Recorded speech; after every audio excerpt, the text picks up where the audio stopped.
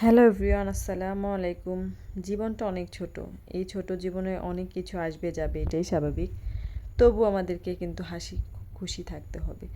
যাই হোক, আমি ময়মনসিংহের মেয়ে।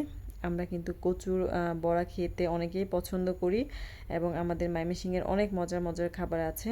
যাই হোক, এখন এই যে আজকে আমি করব হচ্ছে আমার আদিবা যেহেতু কচুর বড়াটা খেতে পারে না, তার জন্য ফুপু বলল সে কুমড়া নিয়ে এসেছিলাম, বললো যে কুমড়াটা নিয়ে আয়, আমি সুন্দর করে বড়া করে দিতেছি।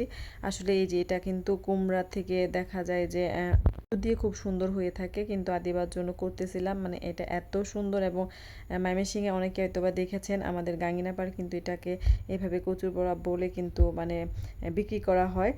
যাই হোক, এই যে আমার ফুপু অসাধারণ সুন্দর করে বলতে পারে, যেমন তার হাতের এই বড়াটা অসম্ভব মজা হয়ে থাকে।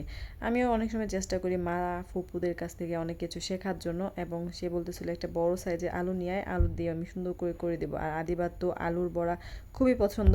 তারা কিন্তু কচু তেমন একটা খেতে চায় না, সেই জন্য এই যে খুব সুন্দর করে দুইটা বড়া পোলে নিলাম, যেহেতু আমি আদিবা এবং তার আব্বু এই যে তিনজন। কারণ এই বড়াগুলো কিন্তু অনেক বড় হয়ে থাকে, একটাতে কিন্তু দুইটা হয়ে থাকে, কারণ দেখা যায় ফ্রাই প্যানে এটা সম্পূর্ণ কিন্তু হয় না, তাই দেখা যায় যে মাঝে 2 ঘন্টা করে কিন্তু অনেক সময় ভেজে নিতে হয়। যাই হোক, আমি এখন এই যে বড়াগুলা ভাজার জন্য প্যানে তেল দিয়ে দিলাম এবং এখানে ভেষন এবং চালের গুঁড়ি নিয়েছি এবং সকল ময় মশলা দিয়েছিলাম। এটা ভেঙে নিয়েছি, আমি 2 টুকরো করে নিয়েছি, কারণ এটা কিন্তু অনেক বড় হয়ে থাকে।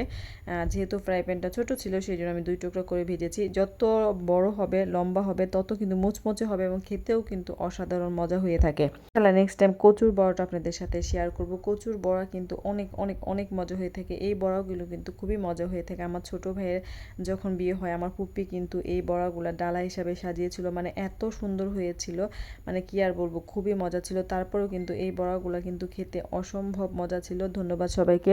এটি ভালো লাগলে লাইক কমেন্ট শেয়ার করে দিবেন। আল্লাহ হাফেজ।